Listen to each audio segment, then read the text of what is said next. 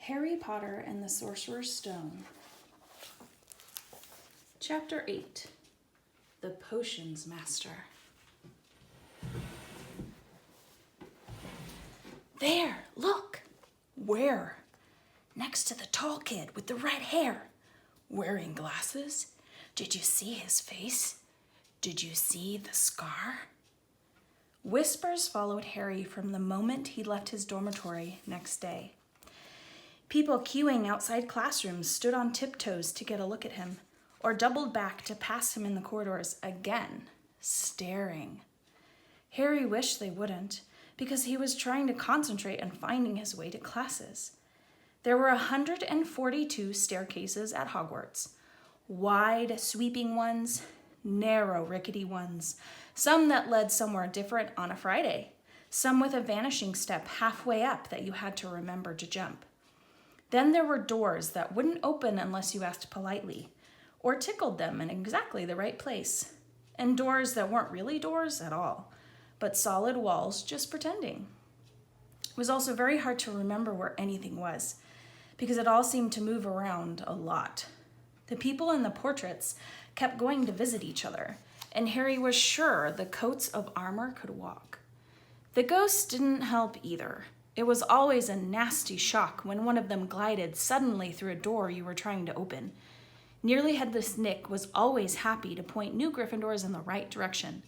But Peeves, the poltergeist, was worth 2 locked doors and a trick staircase if you met him when you were late for class. He would drop wastepaper baskets on your head, pull rugs from under your feet, pelt you with bits of chalk, or sneak up behind you invisible, grab your nose and screech, "Gotcha, conk!" Even worse than Peeves, if that was possible, was the caretaker, Argus Filch. Harry and Ron managed to get on the wrong side of him on their very first morning. Filch found them trying to force their way through a door, which unluckily turned out to be the entrance to the out-of-bounds corridor on the 3rd floor. He wouldn't believe they were lost. He was sure they were trying to break into it on purpose and was threatening to lock them in the dungeons when they were rescued by Professor Quirrell, who was passing. Filch owned a cat named Mrs. Norris, a scrawny, dust-colored creature with bulging eyes, just like Filch's. She patrolled the corridors alone. Break a rule in front of her, put just one toe out of line, and she'd whisk off for Filch, who'd appear wheezing 2 seconds later. Filch knew the secret passageways of the school better than anyone, except perhaps the Weasley twins, and could pop up as suddenly as any of the ghosts. The students all hated him, and it was the dearest ambition of many to give Mrs. Norris a good kick. And then, once you managed to find them, there were the lessons themselves. There was a lot more to magic, as Harry quickly found out, than waving your wand and saying a few funny words. They had to study the night skies through their telescopes every Wednesday at midnight and learn the names of different stars and the movements of the planets.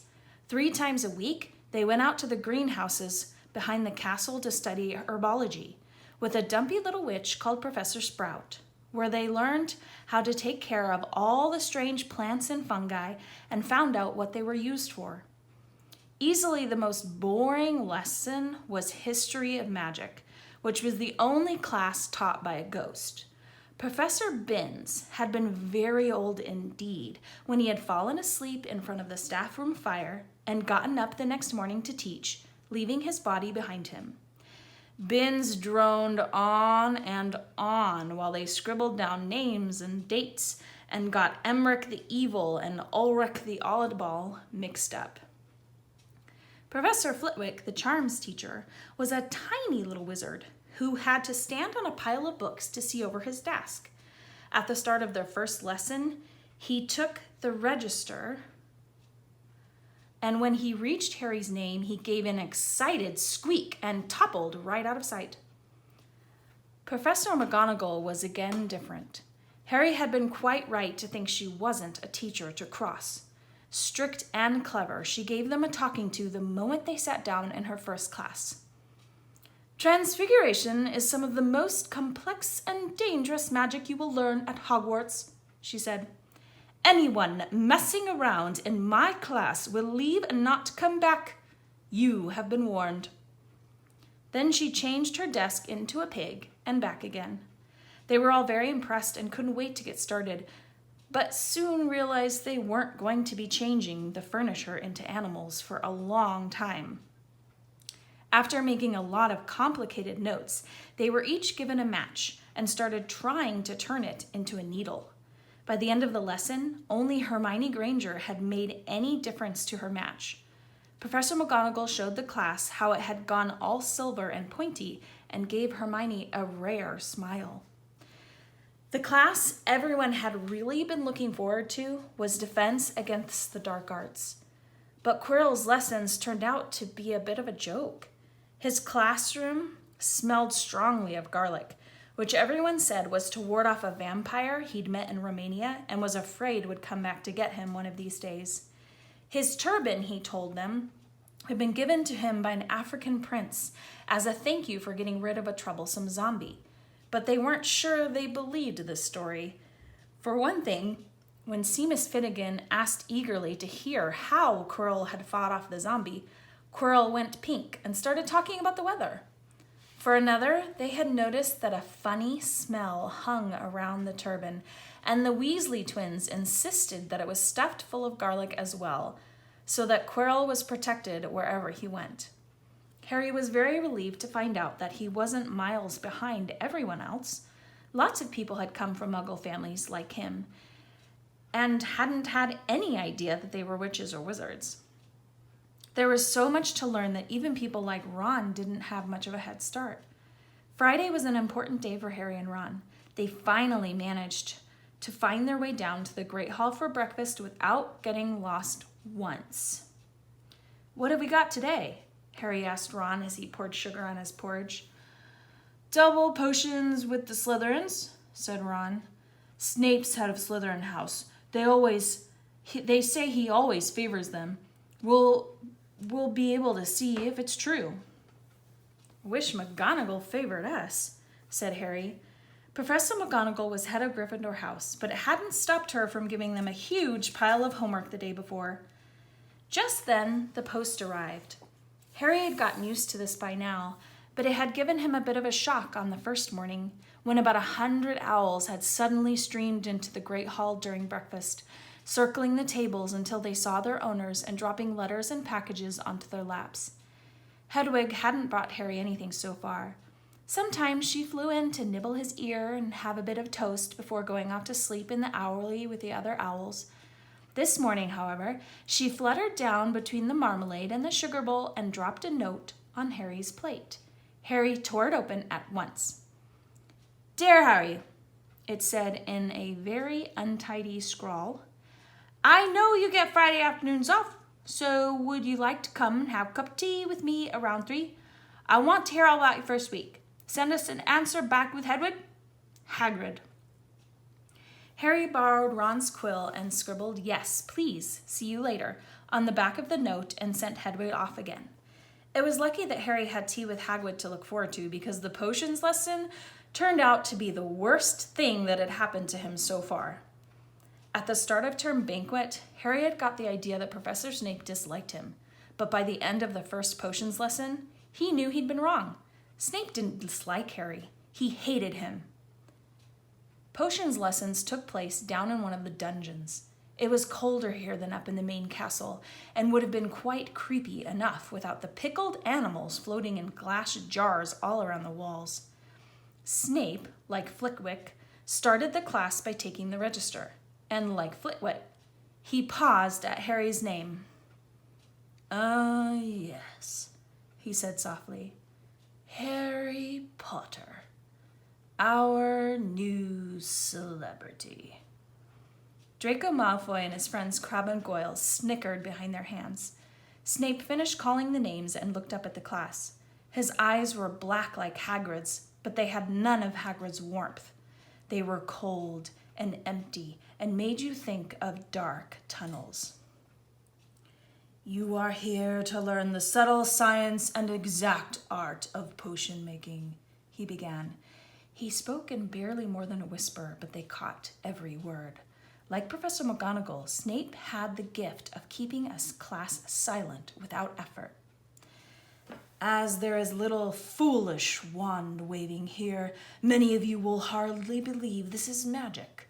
I don't expect you will really understand the beauty of the softly simmering cauldron with its shimmering fumes, the delicate power of liquids that creep through human veins, bewitching the mind, ensnaring the senses. I can teach you how to bottle fame, brew glory, even stopper death. If you aren't as big a bunch of dunderheads as I usually have to teach. More silence followed this little speech. Harry and Ron exchanged looks with raised eyebrows. Hermione Granger was on the edge of her seat and looked desperate to start proving that she wasn't a dunderhead. Potter, said Snape suddenly, what would I get if I added powdered root of asphodel to an infusion of wormwood? Powdered root of what to an infusion of what? Harry glanced at Ron, who looked as stumped as he was. Hermione's hand shot into the air. I don't know, sir, said Harry. Snape's lips curled into a sneer. Tut, tut. Fame clearly isn't everything. He ignored Hermione's hand. Let's try again.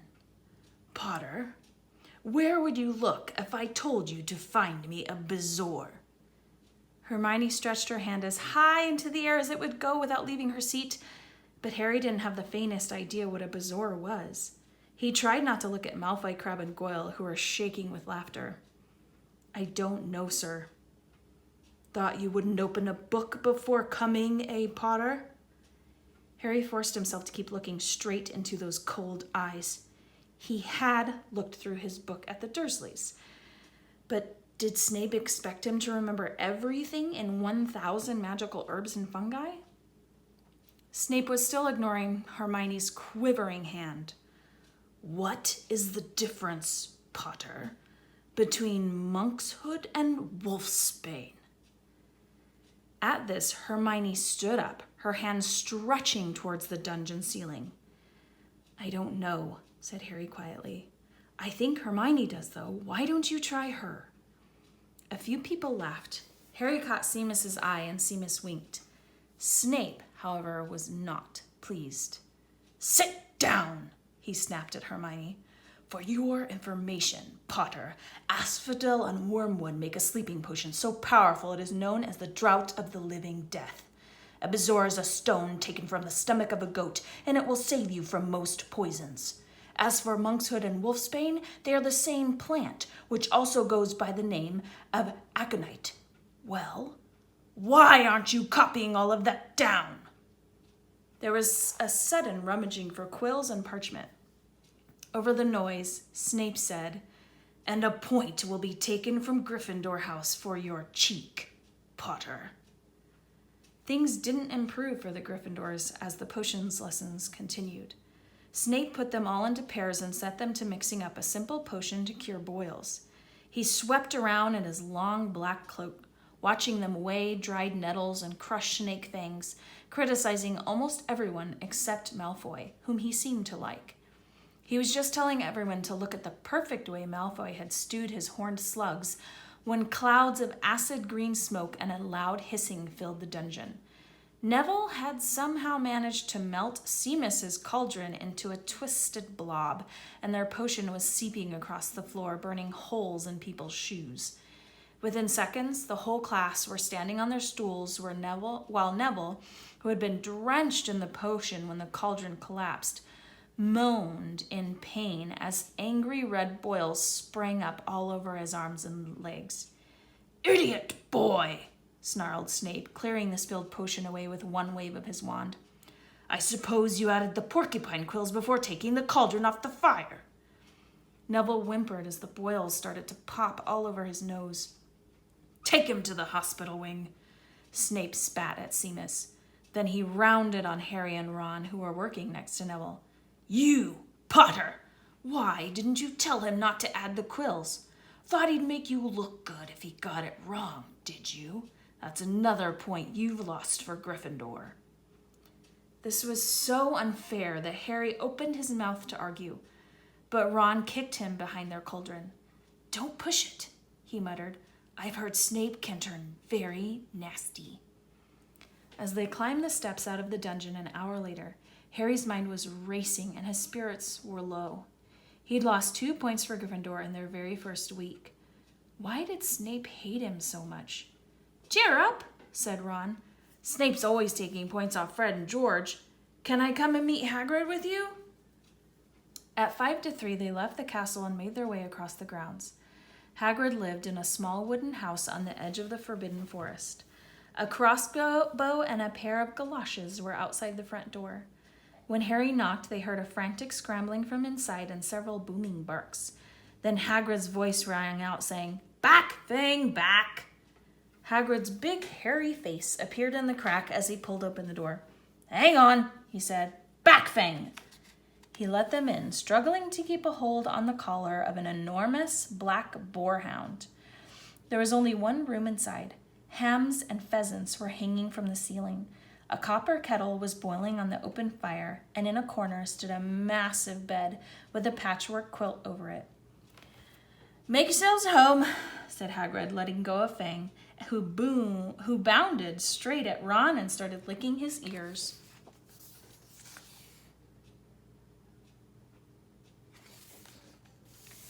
Like Hagrid, Fang was clearly not as fierce as he looked.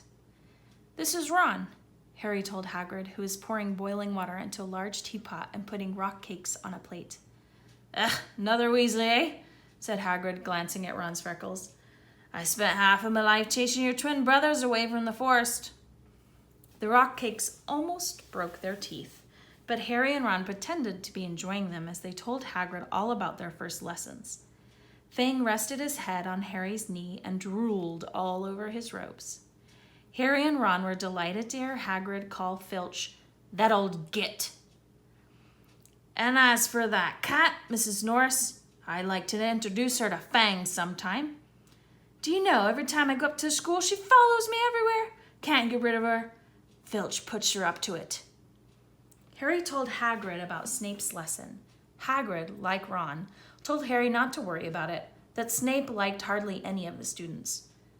"But he seemed to really hate me." "Rubbish," said Hagrid. "Why should he?" Yet Harry couldn't help thinking that Hagrid didn't quite meet his eyes when he said that. "How's your brother Charlie?" Hagrid asked Ron. "I like him a lot. Great with animals." Harry wondered if Hagrid had changed the subject on purpose. While Ron told Hagrid all about Charlie's work with the dragons, Harry picked up a piece of paper that was lying on the table under the tea cozy. It was a cutting from the newspaper The Daily Prophet. "Gringotts break-in latest. Investigations continue into the break-in at Gringotts on the 31st of July, widely believed to be the work of dark wizards or witches unknown. Gringotts goblins today insisted that nothing had been taken. The vault that was searched had in fact been emptied the same day. But we're not telling you what was in there, so keep your noses out of it if you know what's good for you," said a Gringotts spokesperson this afternoon. Harry remembered Ron telling him on the train that someone had tried to rob Gringotts, but Ron hadn't mentioned the date. "Hagrid," said Harry, "that Gringotts break-in happened on my birthday. It might have been happening while we were there." There was no doubt about it. Hagrid definitely didn't meet Harry's eyes this time. He grunted and offered him another rock cake. Harry read the story again. The vault that was searched had in fact been emptied earlier that same day. Hagrid had emptied Vault 713. If you could call it emptying, taking out one grubby little package. Had that been what the thieves were looking for? As Harry and Ron walked back to the castle for dinner, their pockets weighed down with the rock cakes they'd been too polite to refuse, Harry thought that none of the lessons he'd had so far had given him as much to think about as tea with Hagrid. Had Hagrid collected that package just in time? Where was it now? And did Hagrid know something about Snape? that he didn't want to tell Harry.